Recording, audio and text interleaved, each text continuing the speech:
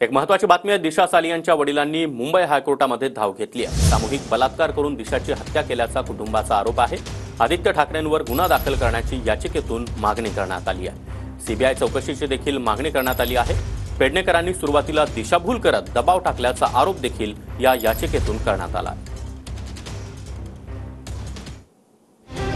दिशा सालियन मृत्यू प्रकरणी नव्यानं चौकशीसाठी वडील सतीश सालियन यांनी हायकोर्टात याचिका दाखल केली आहे आणि लवकरच सुनावणी अपेक्षित आहे। दिशाचा सामूहिक बलात्कार करून निर्घृण हत्या केल्याचा आरोप आहे आणि सीबीआय चौकशीची मागणी करत मुंबई हायकोर्टात याचिका दाखल करण्यात आली आहे। या प्रकरणाचा तपास समीर वानखड्यांसारख्या प्रामाणिक अधिकाऱ्याच्या देखरेखीखाली करण्याची याचिकेतून मागणी आहे। मुंबई पोलीस आणि किशोरी पेडणेकरांनी दिशाभूल करत दबाव टाकल्याचा दिशाच्या वडिलांचा याचिकेतून आरोप आहे।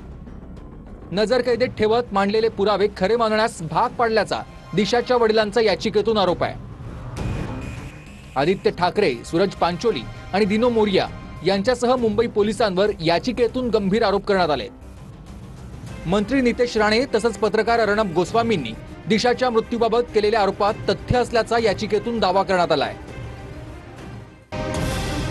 8 जून 2020 रोजी दिशा सालियांच्या मालाडमधल्या घरी पार्टी सुरू होती आणि पार्टी सुरू असताना रोहन रायसह त्याचे मित्र तिथे आले।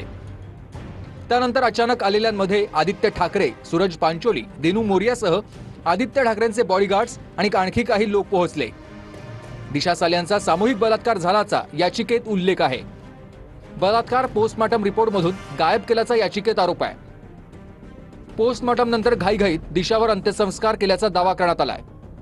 आदित्य ठाकरेंनी वरिष्ठ पोलीस अधिकाऱ्यांना कॉल करून प्रकरण मॅनेज केल्याचा आरोप आहे। पोलिसांनी केलेलं वर्णन आणि दिशाचा मृतदेह पडलेली अवस्था यात साधर्म्य नाही असं याचिकेत म्हटलंय। त्या दिवशीचं इमारतीचं सीसीटीव्ही फुटेज गायब करून बनावट फुटेज स्टोअर केल्याचा आरोप आहे। याबद्दल आवाज उठवल्यामुळे राणे पितापुत्रांना अटक झाल्याचा याचिकेत दावा करण्यात आलाय। राजकीय हस्तक्षेप आणि भ्रष्टाचारामुळेच दिशाला न्याय मिळाला नसल्याचा आरोप करण्यात येतोय। महत्त्वाचे कागदपत्र गहाळ करण्यात आली असं याचिकेत म्हटलेलं आहे आणि दिशाचा मृतदेह खासगी गाडीतून मित्रांनी हॉस्पिटलला नेला असंही याचिकेत म्हटलंय। पंचनाम्यावेळी दिशाचे आई वडील होते हा पोलिसांचा दावा खोटा आहे असंही याचिकेत म्हटलेलं आहे।